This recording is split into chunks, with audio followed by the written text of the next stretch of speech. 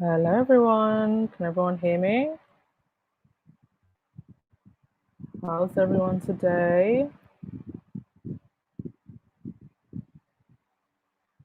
So it starts in about 10 minutes, right? So I'll be live streaming it here from the UN live stream. The reason I wanted to do one on my channel was just because I don't know how well the UN feed, how well they are going to monitor that and make sure that it's a safe space. So I think it would be nice if we can have a place to chat, because I don't know how well UN is moderating their chat section. But as soon as it starts, I will put it up. I'm scanning social, and so far I have not seen any pictures of Harry and Meghan. Let me just go into the chat. And has anybody seen any pictures of Harry and Meghan? Anybody seen them going into the building? I'm looking at the timeline, and I haven't seen anything. So we're gonna have to wait. I wonder if during the speech they will zoom into the crowd and we'll get to see Meghan in the crowd. But okay, no pictures yet. All right. No pictures, Lydia. Thanks for checking. Let's see what you're saying. Outsiders, do you think Emmy's going to release her podcast on her birthday? Do you know what? That's actually a good point. Maybe she will, because this is July. I mean, that would actually be awesome. But I was convinced, the way Spotify kept on teasing and teasing and teasing, I thought that it would actually be out a lot earlier. But now that you've said it outside this perspective, that is quite the possibility. That would be lovely. Jessica, oh, no problem. Always, guys and dolls. Do you know what? I woke up at 6 a.m. this morning just so I could get a whole bunch of work out of the way, just so I could do the live stream. My gosh, what Harry and Meghan got us doing. But we deserve this. We deserve to have a lovely day, enjoying something nice.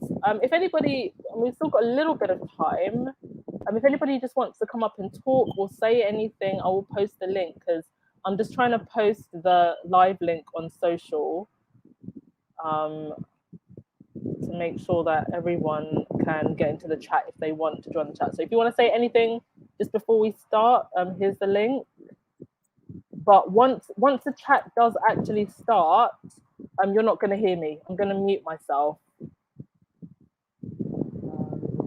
Good morning, everyone, if you're just joining us. Thumbs up. Hope everyone in the UK is staying cool. Apparently it's pouring in New York. Yes, I saw this on Twitter. Slightly disappointed. Yes, Rahini, no leaks because no pics because there's no leaks in Montecito.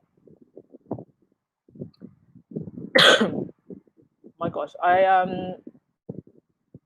can't wait to see what Harry is wearing. Sorry if I go a little bit silent. I'm just posting the link around so everybody can get into the chat. So don't worry if I go silent. I haven't gone anywhere. Is anybody wearing their kente or their whatever fancy dress you're going to wear today? Hello, Elizabeth. Hi, Cookies and Cream. Hello, Buzz Babs from Nigeria. Hello.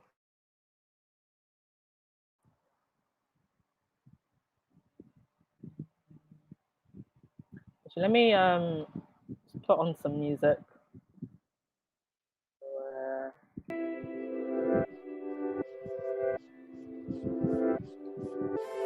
While we're waiting, I'll put on some music.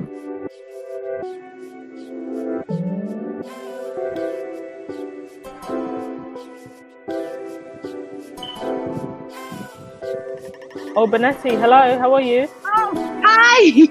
Hello! How are you, darling? You've got exactly 2 minutes to speak. Say your 2 cents, my dear. I just want to say I'm so happy to be able in live. I'm usually part of the replay crew because of the time zone. So this Where are is you way calling in before my from? bedtime. I'm calling from Taiwan.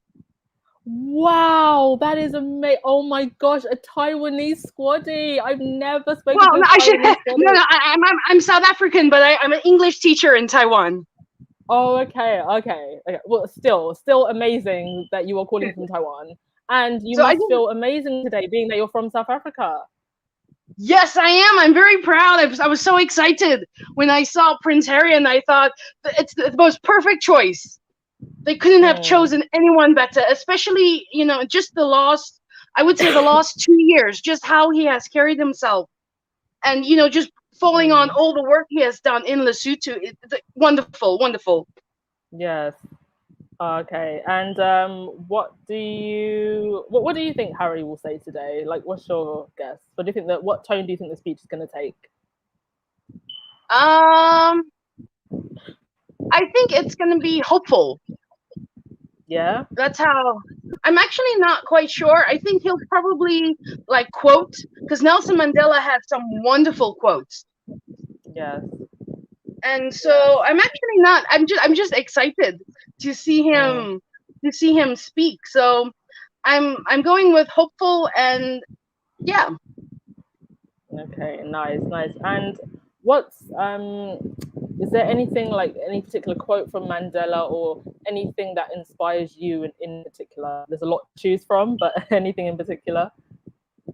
It's something that I always think about when he says, and I think this probably applies to Prince Harry as well, when he says, when you're seeking revenge on someone, it's like taking, giving a poison pill, having a poison pill, but then taking it yourself. I'm sorry, Yes. I'm just so excited to be on the live. Oh no, My brain's not working. I appreciate you, and thank you so much for coming on and bringing your joy. And will you be joining us for the after party? Yes, if it's not, it should be, because it's only like 10 at night. I don't usually go to bed until after midnight, so I should be able to catch everything today. All right, fantastic. Thank you so much for coming on. Benetti? Yes. Benetti, and amazing teaching Taiwan. That's actually something that I had thought about, like maybe going to teach in Thailand or Japan. It never happened for me, but I just whenever a woman decides I'm going to pack my bags and go do something amazing like that, thumbs up to you, girl. Round of applause. Thank you. Thank you. All right, I'm gonna let you go. Thank you so much. All right. Thank you. Thank you. Can I just say one more thing? Hello to all the replay crew, because I'm usually part of the replay crew. So hello if you're listening on the replay. Hello, replay crew. Fantastic. All right, thank you so much, All darling. right. Thank Bye. you. Bye-bye. Bye. All right, guys and dolls, I am going to go silent now and just add the live feed. So it's going to be silence from here on out until it starts, okay? So let me just share the screen. Where are we now?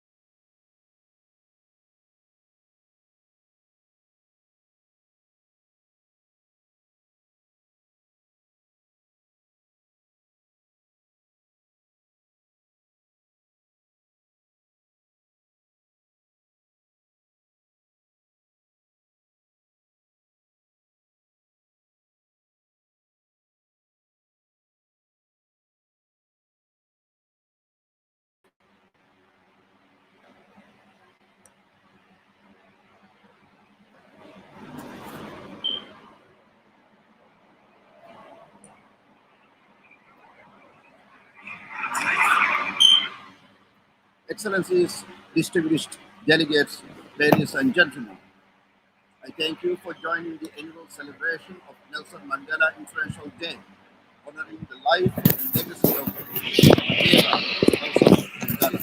I would like to take this opportunity to express my deepest gratitude to the government of South Africa, particularly by His Excellency Mondil Gumede, Minister in the Presidency of South Africa, as well as Nelson Mandela Foundation for their support in organizing today's event. I would also like to thank New York City Mayor Eric Adams and his office for organizing this community service event.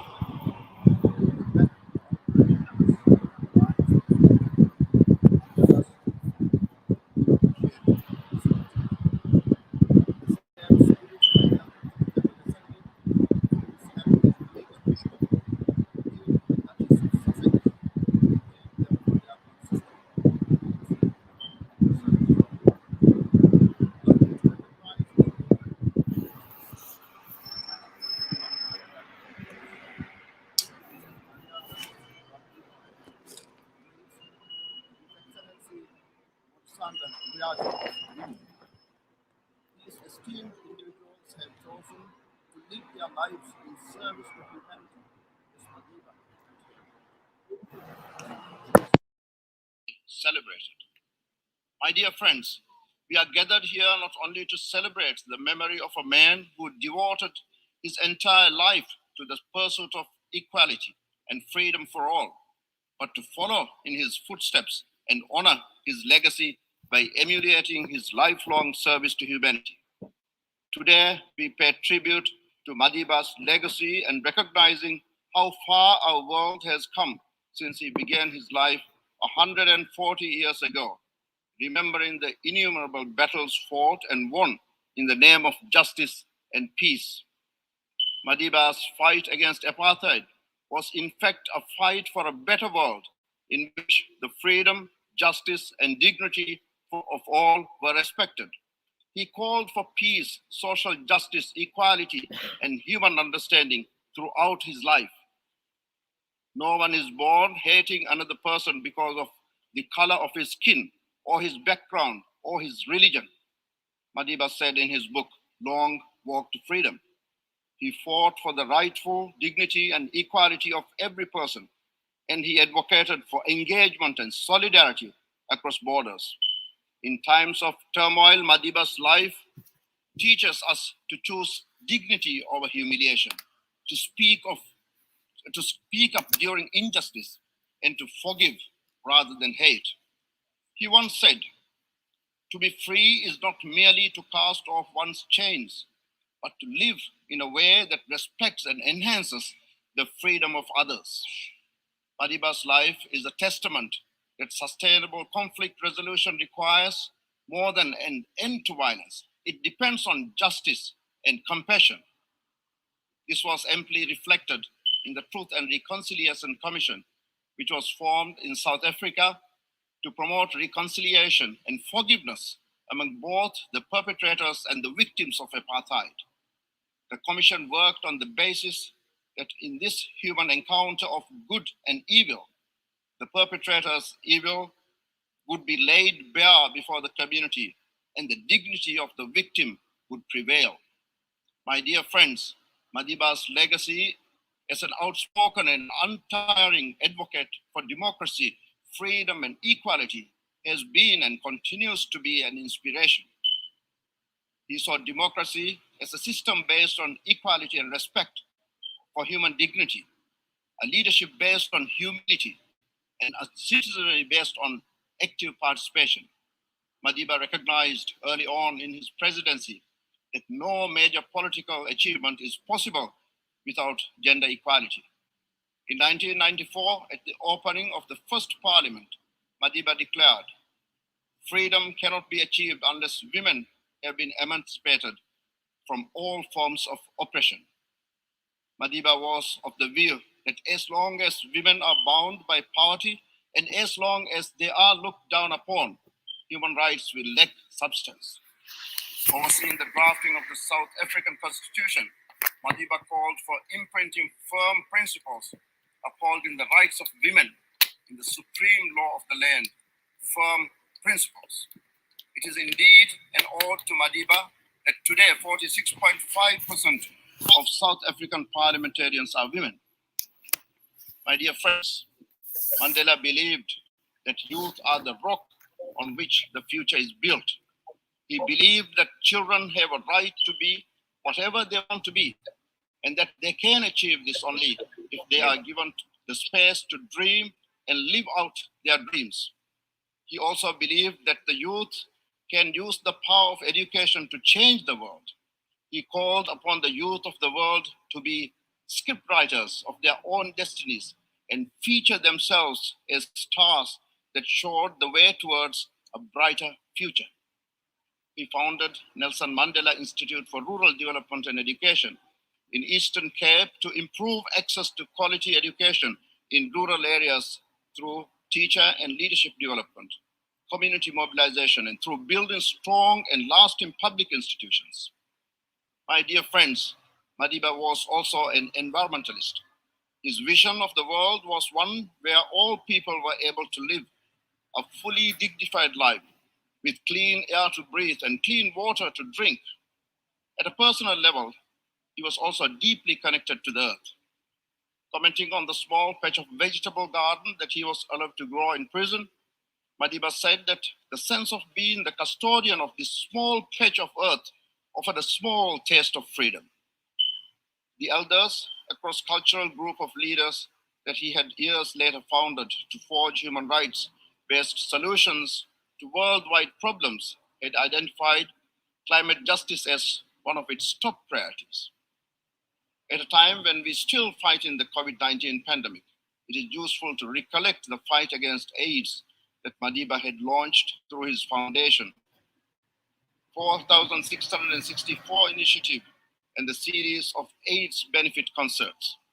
My dear friends, from conflict to climate change, humanity is confronted with great challenges, which, if left unanswered, could threaten the very planet we wish to leave to our children.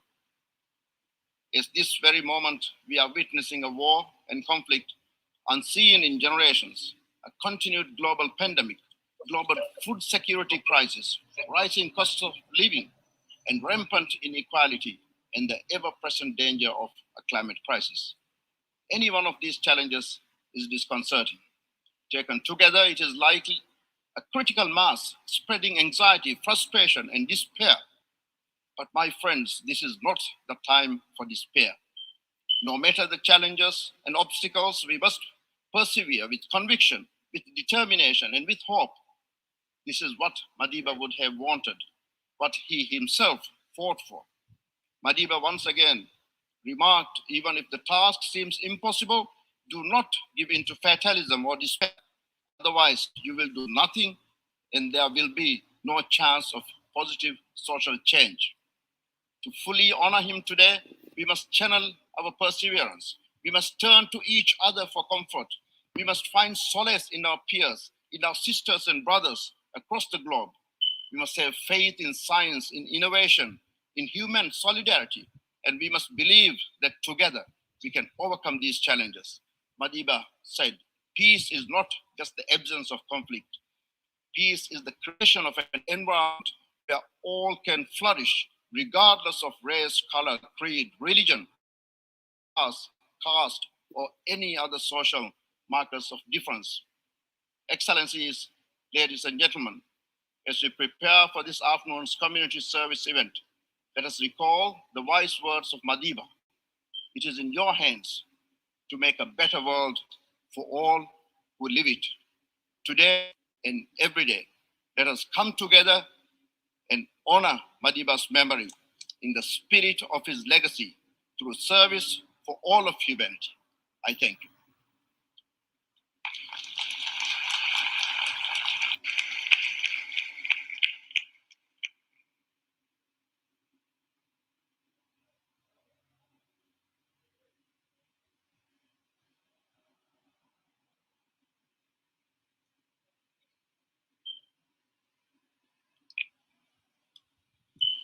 We will now begin the presentation of Nelson Mandela Prize to the 2020 laureates, Ms. Marianna Vardinoyannis, Goodwill Ambassador of UNESCO and President of Elpida Hope Association of Friends of Children with Cancer, and His Excellency Morissanda Kouyaté, Minister of Foreign Affairs of the Republic of Guinea. Mrs. Marianna Vardinoyannis is participating virtually, live through video teleconferencing, and I have been informed that the permanent representative of Greece to the United Nations, Her Excellency Maria Theophili, will receive the prize on her behalf. I now invite the Deputy Secretary General, Her Excellency Amir Mohammed, to join me in presenting the Nelson Mandela Prize to the 2020 laureates on behalf of the Secretary General of the United Nations, His Excellency Antonio Guterres, to the permanent representative of Greece, Her Excellency Maria Theophili, receiving it on behalf of Mrs. Marianna Vardinoyannis, and to His Excellency Morissanda Kouyaté of Minister of Foreign Affairs of the Republic of Guinea.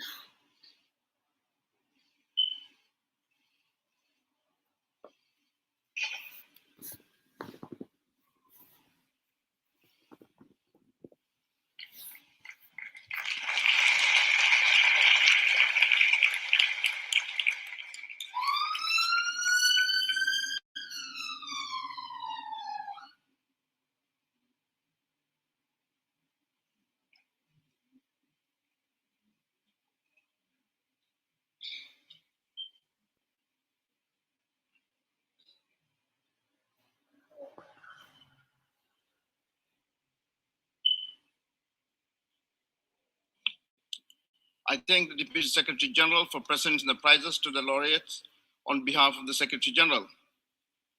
I congratulate Mrs. Marianna Vardinoyannis and His Excellency Morissanda Kouyaté,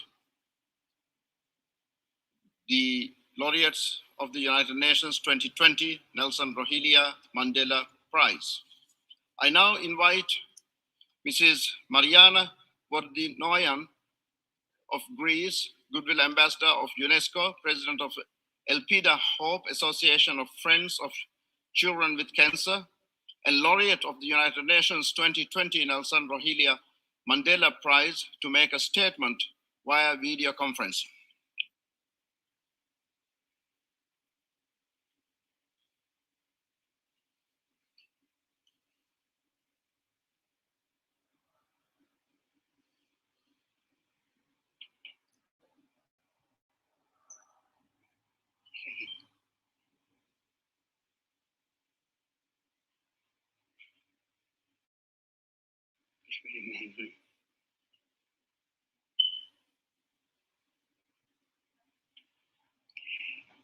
Your Excellency, Mr. President of the United Nations General Assembly, Your Excellency, Ms. Deputy Secretary General, Excellencies, in the challenging times we are living in, core values as peace, social justice, health, education, but also the gift of life itself, unfortunately, cannot be taken for granted. The fight for protecting human rights is more important than ever, and symbols who dedicated their lives in the protection of human rights, like Nelson Mandela did, became the shining light to guide our paths. This is the reason why it is a great honor for me to join my voice with the voice of the United Nations on this symbolic day in order to pay tribute to the life, work, and ideals of Nelson Mandela. I feel truly blessed that my action, life path, and beliefs brought me close to this legend. I humbly receive today this distinction that bears his name and carries all the values and ideals of his life. This is for me a great honor, but also a great commitment. I'm feeling deeply moved, and I would like to express my warmest thanks and gratitude to the United Nations for this immense honor, and also warmly congratulate Dr. Morissanda Kouyaté. This highly significant distinction is a recognition for my fight against childhood cancer and my foundation's work for the defense of human rights in education and society. A true honor for me, but also for my home country, Greece, and the Greek people who have supported my work and humanitarian efforts. This award belongs to the thousands of children that became our source of strength throughout our struggles against childhood cancer for more than 30 years. Children from Greece, Balkans, Mediterranean, Africa, and beyond are our everyday heroes. And our pediatric oncology hospital in Athens, one of the most advanced hospitals in Europe, in our significant accomplishment towards our vision for a world without borders in children's health. In order to protect children's health, our hospital is always ready to respond to any international call for help, like we recently did for the children with cancer from Ukraine. The United Nations Development Goals, as well as UNESCO's priorities for education, peace, human rights, cultural heritage, and dialogue among civilizations, are the cornerstones of our foundation for supporting vulnerable groups like as refugees and homeless people, and also for bringing human rights education in the Greek schools to provide students with noble examples and new opportunities. In my 35 years of action, I have always tried to pay service to humanity, to make a difference in other people's life, like Mandela in his wise words said. Nelson Mandela International Day 2022 is a great opportunity for the world to receive an ecumenical message for peace and international cooperation from the heart of the United Nations. Nelson Mandela's timeless legacy and the global theme of Nelson Mandela Day 2022, do what we can with what we have, wherever we are, remind us that even through small acts of kindness, solidarity, and giving, standing by the weakest members of our society, we can all try to make our world a better place. Nelson Mandela changed the human history, changed the human mind and the lives of millions of people. Let the power of his soul, his visions, and his values guide our steps.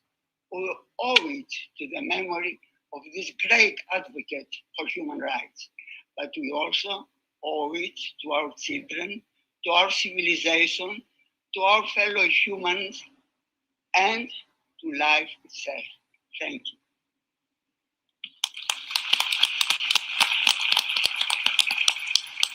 I thank Mrs.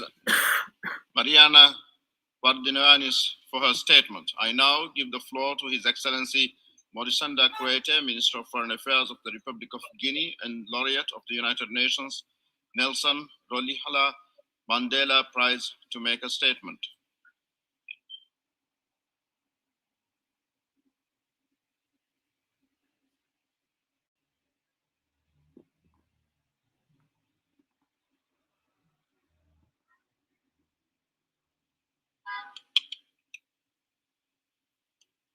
Excellence, Your Excellency, Mr. Abdullah Shahid, President of the General Assembly of the United Nations, Your Excellency Amina Mohammed, Deputy Secretary General of the United Nations, Your Excellency Mr.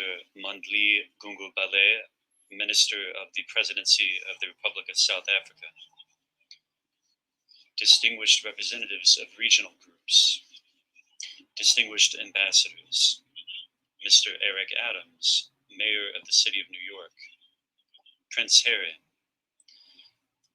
the Duke of Sussex, dear Ms. Marianna Vardinoyannis, distinguished guests, ladies and gentlemen, allow me first and foremost to express on my own behalf, on behalf of my family and on behalf of my country, the Republic of Guinea, my sincere and deep gratitude to the United Nations, our common organization, for having awarded me the very prestigious Nelson Mandela Prize in 2020. Thank you as well for inviting me this 18th of July, 2022, to receive the prize in person and to address the entire world on this day of celebration of International Nelson Mandela Day. Excellencies, Your Excellency, President, Mr. President, distinguished guests, ladies and gentlemen, my personal adventure began one evening. It was in the year 1983. I was in Touguet, a modest prefecture of Guinea. I was a young doctor, a hospital director, one full of enthusiasm. I received in the emergency room two twins, Hassanatu and Husseinatu. They were 12 years old and they had just been circumcised, mutilated, and they suffered extensive bleeding, which led to them losing their lives, despite the efforts of all of the staff, the medical staff. Thus began my rebellion and my struggle against female genital mutilation, because I felt that the death of these two innocent girls was the same as that of my own daughters. It is therefore to these two twins who departed too soon, to my parents, above all my mother Hadia Saran Konde, and to my wonderful family, to the women of Guinea, of Curacao, of Africa, and the world, to whom I dedicate this prize. The 18th of July is now written in letters of light in the history of humanity.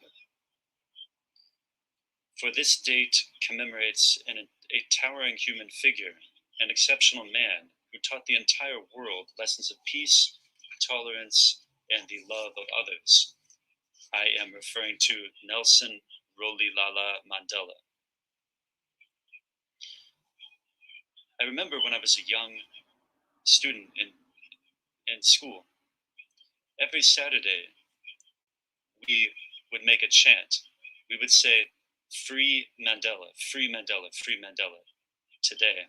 So today, it's very emotional for me to carry the name of this amazing historic man. More than ever, we need Nelson Mandela. We need the spirit of Mandela. For we are confronted with a world that has strayed into upheaval and that has created new threats to its own existence. Indeed, ladies and gentlemen, there is gender inequality with its consequences, namely violence against women and girls, including female genital mutilation and child marriage. There's an increasingly deep gap between the rich and the poor. There is the destruction of the ozone layer with its drastic consequences on the climate. There are wars, terrorism, hunger, water shortages. All these continue to shake our planet. We can check these scourges with the spirit of Mandela.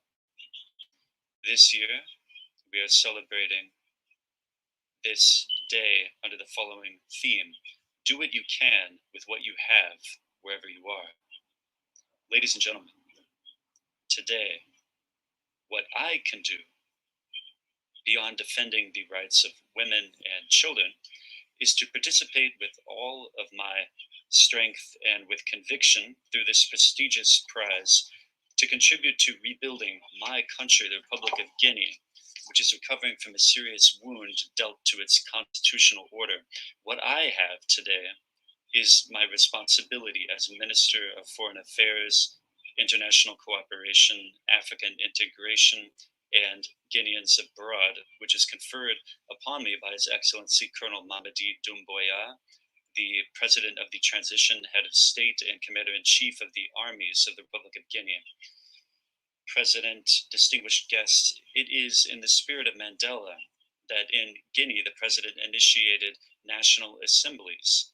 This is a framework for cooperation and inclusive dialogue. In this context, he appealed to Guineans to speak with one another and to forgive one another. That's why here, from this roof of the world, I am sounding a clarion call for responsibility, a call for understanding and discernment, a call to sub-regional, regional, and international organizations, and to all countries represented here, to the Republic of Guinea in its fight against corruption, to its fight against justice, and to rebuild the state after a grave violation of its laws, which led to the positive change made on the 5th of September 2021. We are an important contributor of UN peacekeeping forces, have been for several years and in several countries where Guinean soldiers gave their lives. I pay humble tribute to their memory. We're a pioneer to the decolonization and the independence of Africa, an active member and leader of Pan-Africanism.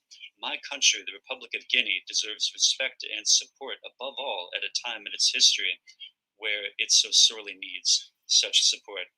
Nelson Rolihlahla Mandela Mandiba. I'm proud to carry your name. I may never ever do as much as you, but throughout my life and with all my strength, I will strive to emulate you, Mandela. Long live international cooperation. Long live the United Nations. Thank you.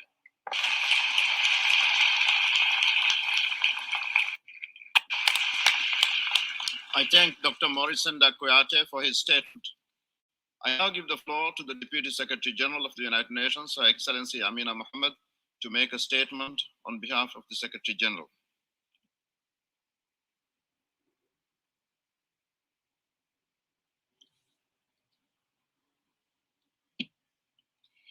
Excellencies, the 2020 prize laureates, the Duke and Duchess of Sussex, ladies and gentlemen, I'm really pleased to be with you today and to represent the Secretary General and deliver his remarks on his behalf as we celebrate Nelson Mandela International Day.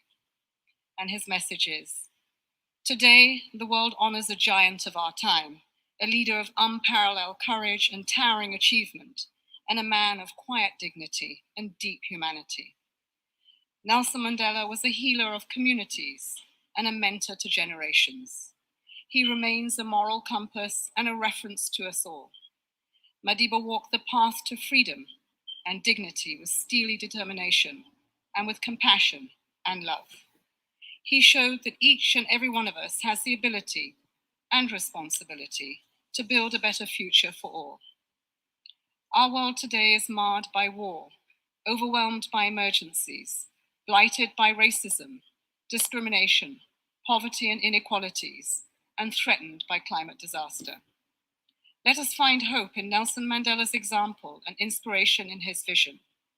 Today and every day, let us honor Nelson Mandela's legacy by taking action, by speaking out against hate and standing up for human rights, by embracing our common humanity, rich in diversity, equal in dignity, united in solidarity, and by together making our world more just, compassionate, prosperous, and sustainable for all. Excellencies, this was the message of the Secretary General. Dear friends, what an amazing feeling it is, after virtual commemorations over the past 2 years, that we can be together in person to pay tribute in this august General Assembly Hall, the very place Madiba spoke to us after his long walk to freedom. On a personal note, Madiba has been an inspiration for me ever since I was a young child in Nigeria, trying to find my path. Since then, Mama Grasa and Selo Hatang, through the Nelson Mandela Foundation, keep the fire under our feet on the many issues that Nelson Mandela Madiba embodied. I've taken to heart his profound lesson that we all have the ability and responsibility to take action, that there is no us and them. We are in this together, carrying a shared responsibility to preserve our common home and stand in solidarity with one another. All over the world, there are people who follow in Madiba's footsteps with that same stubborn optimism that defined him. I would like to acknowledge two of those such people today that we were able and honored to give the laureates of the 2020 Nelson Mandela Prize. Miss Marianna Vardinoyannis of Greece and her decades-long fight against childhood cancer, and Dr. Morissanda Kouyaté of Guinea for his quest to end female genital mutilation. COVID restrictions have not allowed one of our colleagues to travel to New York, but we're really pleased to hear the statement of Morissanda Kouyaté today, and we congratulate you both. The Nelson Mandela Prize is guided by the purpose and principles of our United Nations and the promise of the ideals that were championed by Madiba. We work towards this vision of peace, dignity, equality on a healthy planet, every day, everywhere, ensuring that we leave no one behind. Our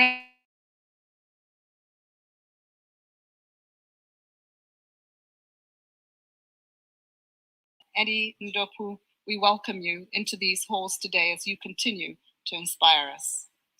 Our best tribute to Madiba is to realize the promise of the Sustainable Development Goals, to stand in solidarity against hate, and to work for peace and prosperity and human rights for all on Mandela Day and every day.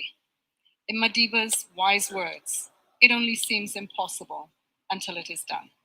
Thank you for your attention.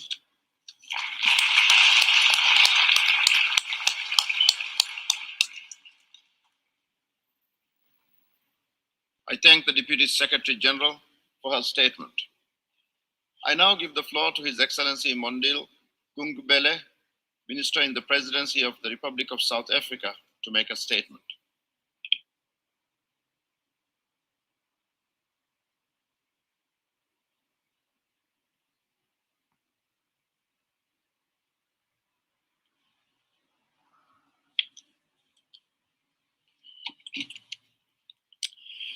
Your Excellency, Mr. Abdullah Shahid, President of the General Assembly, Your Excellency, Mr. Maynard J. Mohammed, Deputy Secretary General of the United Nations, the Duke and the Duchess of Sussex, Prince Harry, and Ms. Meghan Markle, the United Nations Nelson Mandela Prize to the 2020 laureates, His Excellency, Dr. Morissanda Kouyaté, and also Minister of Foreign Affairs of Guinea, and Ms. Marianna Vardinoyannis of Greece.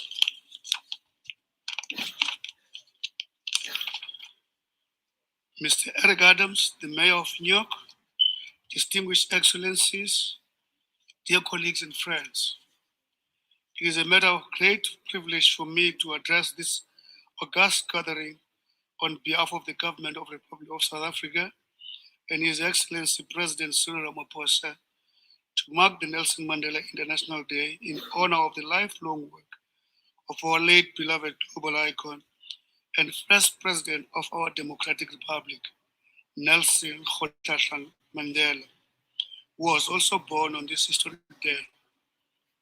The South African government shall never take for granted the landmark decision of the United Nations taken in November 2009 to officially declare 18th of July as a Mandela Day. Mr. President, the chosen theme for this year's Mandela Day, as issued by the Nelson Mandela Foundation, is about creating awareness of interactions between food security and climate change. Crucially, the selected tagline for this year's edition is "Do what you can with what you have, wherever you are." The lifelong work of Nelson Mandela in service of justice causes for the benefit of humanity is a testament that everyone can play their role for the greater good with what they have in their respective societies and communities. Nelson Mandela dedicated 67 years of the best years of his life to the service of others, albeit in very difficult conditions, including 27 years of imprisonment. The unprecedented global challenges currently confronting humanity and the planet we share require that the international community acts in harmony through solidarity and common purpose. As we grapple with peace and security challenges, human rights atrocities, climate disaster, COVID-19 recovery, addressing food security and combating one demon of racial intolerance and discrimination, we can derive courage from the power of example displayed by our beloved Madiba that we can make the impossible to be possible, even though the odds may seem stacked against us. Mr. President, in Swahili proverb teaches us that a boat doesn't go forward if each one is rowing their way.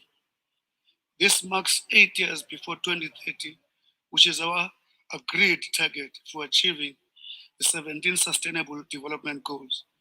As we seek to restore momentum disrupted by the outbreak of COVID-19, it goes without saying that if we're now in different directions, we would only move around in circles and not reach our intended destination on time.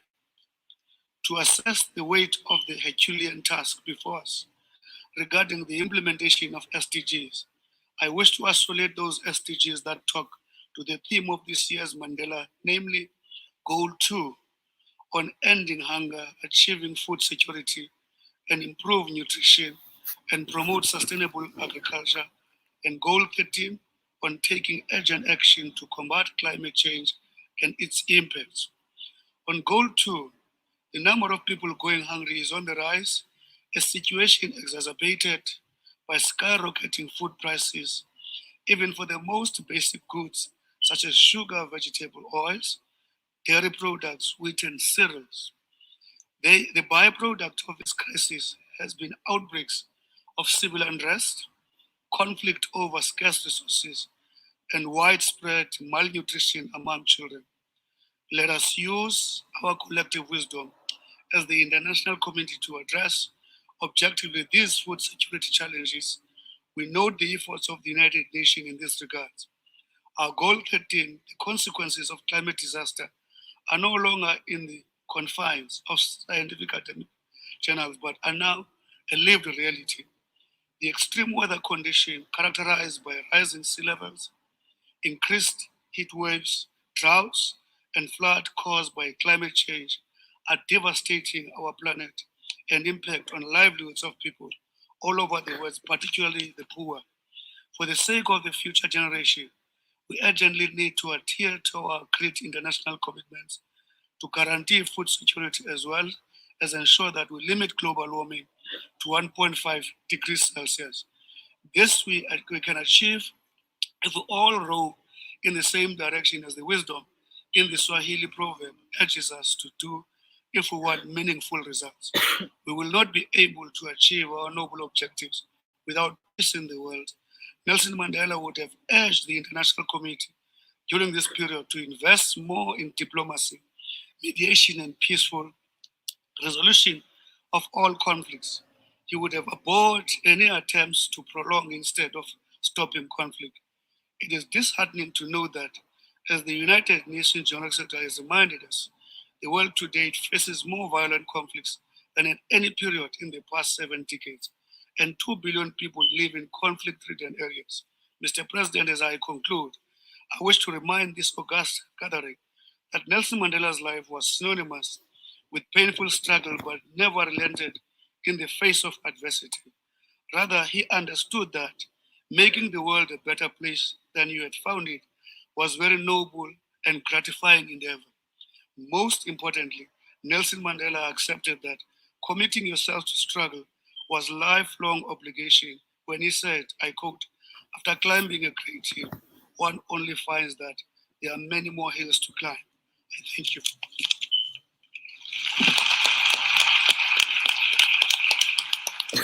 I thank the Minister in the Presidency of the Republic of South Africa for his statement.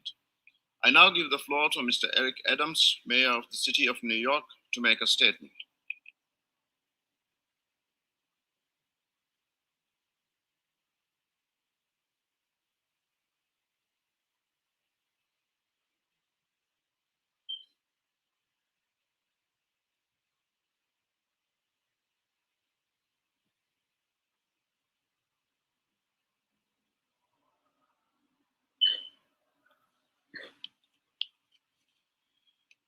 Thank you, Mr. President, Deputy Secretary General, Undersecretary General, Excellencies, honored guests. Today we celebrate the life and legacy of Nelson Mandela.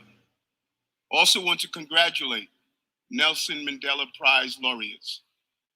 This day is so important because today many people around the globe are in dark places. They don't see a future for themselves, their families, or our planet. They're serving a life sentence of despair and hopelessness. I have been to the Robben Island prison where Nelson Mandela was imprisoned for 27 years. That small cell where he endured so much was a powerful sight. While he was in jail, he knew that where he was not who he was. And Nelson Mandela went on to become the president of the country that imprisoned him. As he himself once said, to be free is not merely to cast off one's chains, but to live in a way that respects and enhances the freedom of others. The freedom of others is what we must address now. The freedom to live a long and healthy life on this green and glorious earth. The freedom to see all the world's children and grandchildren flourish, as well as generations to come. The freedom from wars, conquest, and brutal inequality. The freedom from the racism and bigotry in which so many of these crimes are committed. The freedom to live, work, and love in our own way, according to our own choice. Freedom from want and freedom from fear. This world, a world that celebrates the human spirit instead of crushing it in the name of power and impossible. But no leader, however gifted or inspiring, can change the world alone. The people must be mobilized and political institutions must respond. We as leaders cannot fall back on excuses and inertia when the people demand change. We must be inspired by the courage of Nelson Mandela Madiba, his given name. History cannot erase the 27 years he sacrificed in the name of freedom. But his example reminds us that the darkest times cannot quench our spirit or dim our hopes.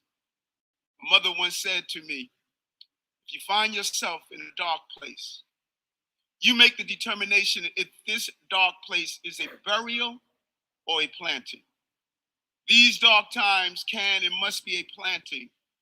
The ongoing crises of COVID, war, and crime have imprisoned us in our own Robben Island prisons. But these are temporary conditions. They're not life sentences. My own personal story is a reflection of that. I was dyslexic and denied support services as a child. I was arrested as a youth and felt rejected as a person. But I knew it was not the end, not a barrier.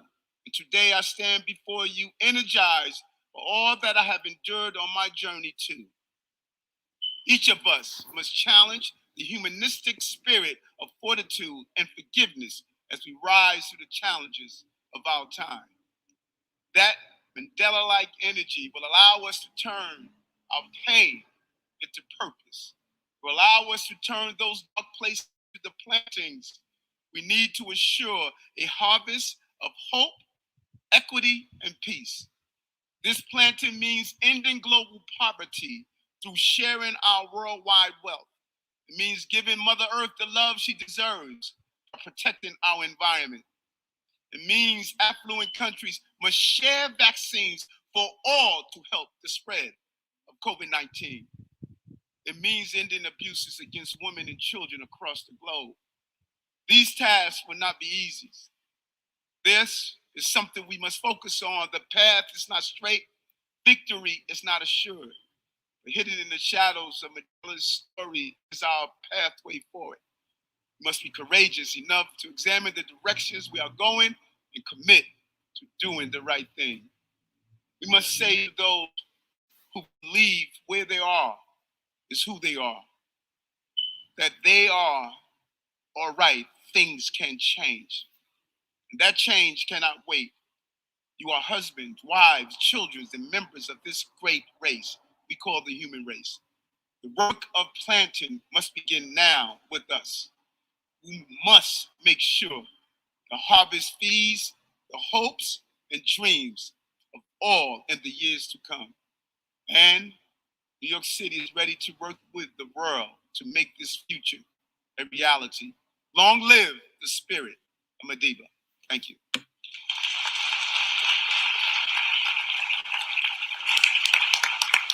I thank the Mayor of the City of New York for his statement. I now invite Prince Harry, the Duke of Sussex, who will deliver a keynote statement.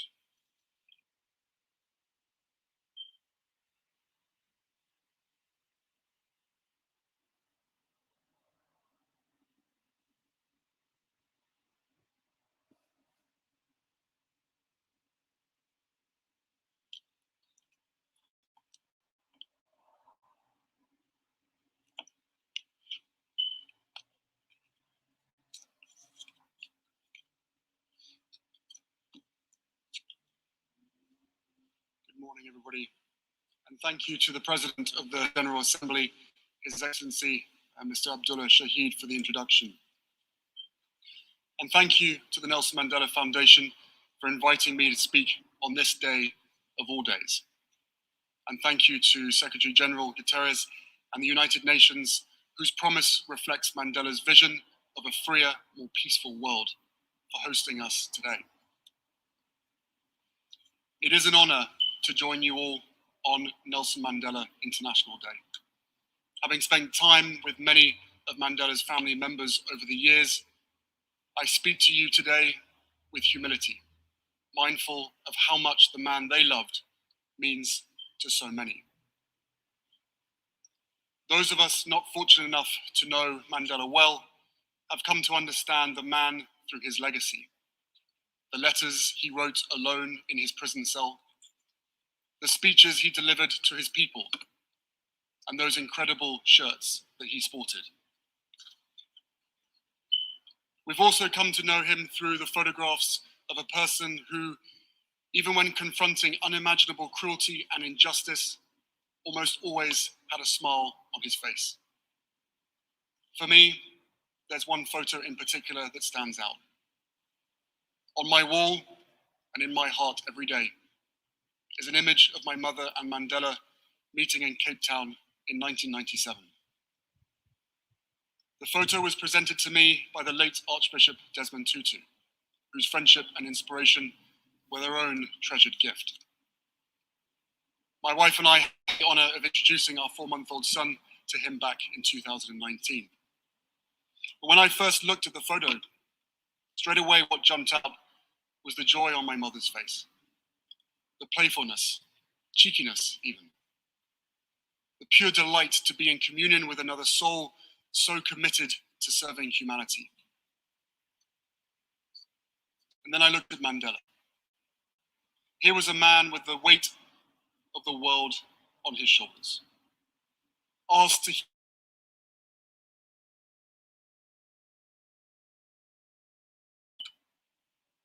a man who had endured the very worst of humanity, vicious racism and state-sponsored brutality. A man who had lost 27 years with his children and family that he would never get back. 27 years. Yet in that photo and so many others, he is still beaming. still able to see the goodness in humanity, still buoyant with a beautiful spirit that lifted everyone around him. Not because he was blind to the ugliness, the injustices of the world, no, he saw them clearly. He had lived them, but because he knew we could overcome them.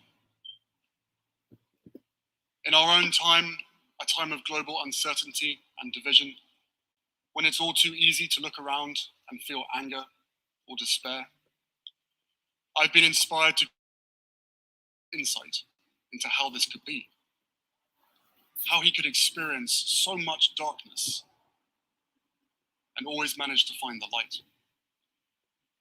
There I found a few lines that stopped me in my tracks. In a letter from prison, he wrote, "I feel my heart pumping hope steadily to every part of my body, warming my blood and pepping up my spirits. I am convinced that floods of personal disaster can never drown a determined revolutionary. To a freedom fighter, hope is what a lifebelt is to a swimmer, a guarantee that one will keep afloat and free from danger." It moved me even more when I saw the date, August 1st, 1970, 7 years into Mandela's imprisonment, not even 1/3 of the way through. In those circumstances, how many of us would have lost hope and let our lifebelts slip away? How many of us would have been broken by a system designed to do exactly that? And let's be honest, how many of us are in danger of losing those lifebelts right now? How many of us feel battered, helpless, in the face of the seemingly endless stream of disasters and devastation? I understand. This has been a painful year in a painful decade. We're living through a pandemic that continues to ravage communities in every corner of the globe. Climate change wreaking havoc on our planet, with the most vulnerable suffering most of all. The few weaponizing lies and disinformation at the expense of the many. And from the horrific war in Ukraine to the rolling back of constitutional rights here in the United States, we are witnessing a global assault on democracy and freedom, the cause of Mandela's life. According to Freedom House, our world has grown less free every year for more than a decade and a half. As so often happens in history, the consequences of decisions made by some of the most powerful people in some of the wealthiest countries are being felt even more deeply across the continent. The pandemic, the war, and inflation have left Africa mired in a fuel and food crisis, the likes of which we have not seen in decades. Worse still, this comes at a time when the Horn of Africa is enduring the longest drought it's faced in close to half a century. And what is happening in Africa is not an isolated event. The drought there is a reflection of extreme weather we are seeing across the globe. As we sit here today, our world is on fire, again. And these historic weather events are no longer historic. More and more, they are part of our daily lives. And this crisis will only grow worse unless our leaders lead. Unless the countries represented by the seats in this hallowed hall make the decisions, the daring, transformative decisions that our world needs to save humanity. These decisions may not fit with the agendas of every political party. They may invite resistance from powerful interests. But the right thing to do is not up for debate, and neither is the science. The only question is whether we will be brave enough and wise enough to do what is necessary. So yes, this is a pivotal moment. A moment where multiple converging crises have given way to an endless string of injustices. A moment where ordinary people around the world are experiencing extraordinary pain. And in this moment, we have a choice to make. We can grow apathetic, succumb to anger, or yield to despair, surrendering to the gravity of what we're up against. Or we can do what Mandela did, every single day inside that 7 by 9 foot prison cell on Robben Island, and every day outside of it too. We can find meaning and purpose in the struggle. We can wear our principles as armor. Heed the advice Mandela once gave his son to never give up the battle even in the darkest hour, and find hope where we have the courage to seek it. Since I first visited Africa at 13 years old, I've always found hope on the continent. In fact, for most of my life, it has been my lifeline, a place where I've found peace and healing time and time again. It's where I felt closest to my mother and sought solace after she died, and where I knew I had found a soulmate in my wife. And it's where so much of my work is why my work is based there. Because despite continued hardship, there are people across Africa who embody Mandela's spirit and ideals, building on the progress he helped make possible. I see it in the communities fighting to save the Okavango Delta, defying the odds to protect their home and its biodiversity from big oil companies. I see it in the young girls who were forced out of school and into marriage in northern Nigeria, speaking out today so others may get a fuller chance to thrive tomorrow. I see it in the young entrepreneurs I met in Johannesburg, using their energy and creativity to launch businesses that serve their communities. I see it in World Central Kitchen, a partner of the Archwell Foundation, and their volunteers in Ukraine and around the world, fighting food insecurity one meal at a time. I see it in the vulnerable children of Lesotho and Botswana, orphaned by HIV, striving for a better future, which we support through our organization, Centre Bali. I see it in the newest generation of activists for equality and justice, who are mobilizing people of all ages and races, all faiths and walks of life, to lace up their shoes and join the march. And I see it in the parents I meet around the world, as determined as Mandela was to give their children a better shot at a brighter future, to prioritize their own and their children's mental health and well-being, to reject old ideas and past prejudices, to heal from the past and build resilience for the present and future, because they know the price of inaction will be paid by the next generation.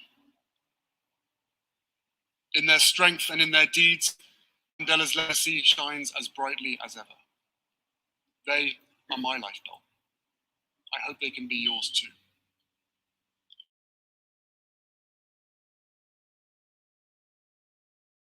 Places, quite literally. So it's more important than ever that we seek a purpose greater than ourselves and get to work. After all, Mandela was not only a man of conscience, he was a man of action. He organized millions, inspired billions, joined hands not only with those who loved him, but those who had once jailed him, to build a better future for all. What Mandela understood was that true legacy transcends one's own needs and the passage of time. It defies the moment. Its relevance never ceases. Legacy does not belong to the self. It belongs to those it impacts. That doesn't mean he was perfect. No, he was something better. He was human.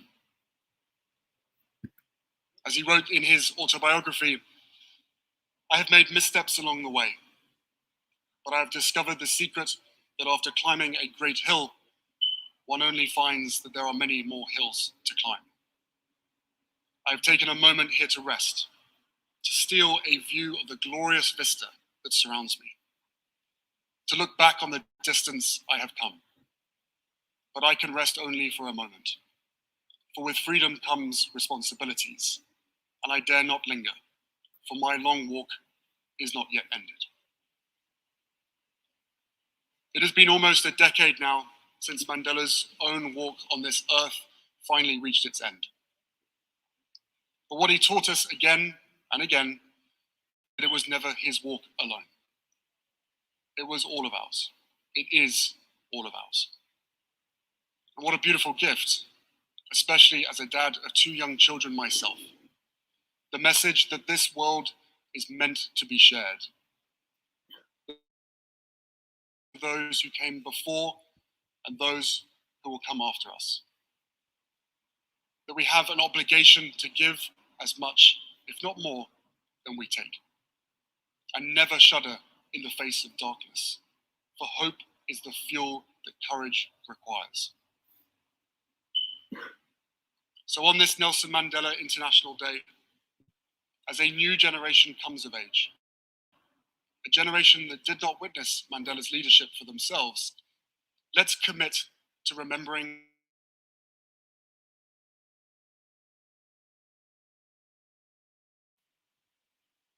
Let's talk with our children about what he stood for. Let's seek out what we have in common. Empower all people to reclaim our democracies and harness the light of Mandela's memory to illuminate the way forward.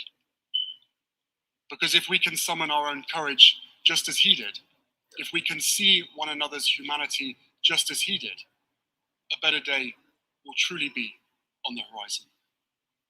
Thank you.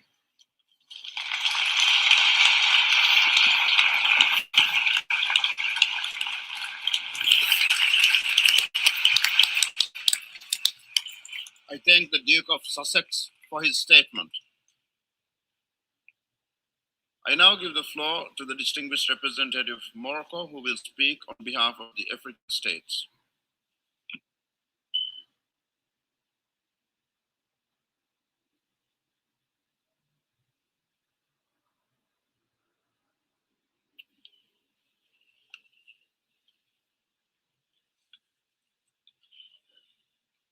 Mr. President, Madame DSG, Mr. Ministers, Dukes of Sussex, ladies and gentlemen, I have the honor to deliver this statement on behalf of the African Group as we gather today to observe Nelson Mandela International Day. But at the outset, I would like to warmly congratulate the 2 laureates of Nelson Mandela Prizes, Madame Marianna Vardinoyannis and His Excellency Minister of Foreign Affairs of Guinea, Morissanda Kouyaté. The African Group commend the resolution 6413 of the General Assembly to honor President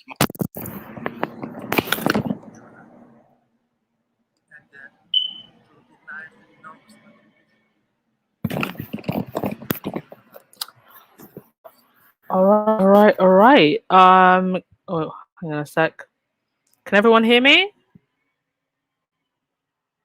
Can everybody hear me? Sound check.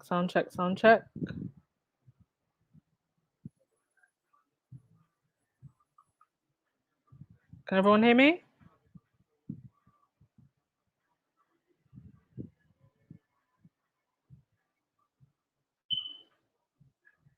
Oh, okay. I was like waiting. I was like, oh no, maybe they can't hear me. Wow. If you want to carry on watching, please go to the main UN feed. How's everyone feeling? How is everybody feeling? Thank you so much, everybody, for the live donations. I'm so sorry if I missed your name. I'm like between the live stream and posting on social. To the moderators, you have done the Lord's work today. Thank you so much. Appreciate you so much. yeah, what do we all think of that? I'm gonna end this live shortly, and then I need to prepare a few slides, and then we'll come back at about maybe 4:30 ish, for like a proper after party and for a proper chat, because there's a lot to say. But wow, that was amazing. Harry spoke so well. He spoke so clearly, has definitely improved with his speech giving. And yeah, I really wanted to we had a little bit of a sound difficulty at the beginning. Yes, Wanky, he understood the assignment, but we managed to get it right in the end. And I wanted to give everybody just a safe space to watch this speech, because I wasn't sure whether or not the UN feed would be clean, and people were saying that it wasn't. There were a lot of trolls in there, but I'm so glad that I was able to give you all this space. So thank you very much. Go grab some water, go hydrate, go put on some sunscreen. Go check out social media, because there's pictures everywhere. I have posted pictures on the community tab. Thank you so much, Melinda Shepherd. Very, very generous of you.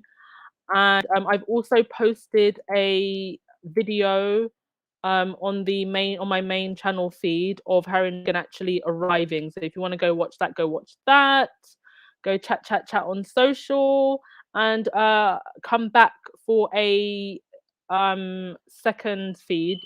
I'm gonna end this one and start another one in about 20 minutes. All right, thank you so much, everyone. I think that was a cause for celebration and dancing, so I'm gonna play us out with the dance music. Okay, you've all been amazing today. See you in about 15 minutes. Bye. I know I messed it up, but in my soul, I feel a love for you that's out of control. Sometimes I feel like I can make you whole. I just can't change my emotions.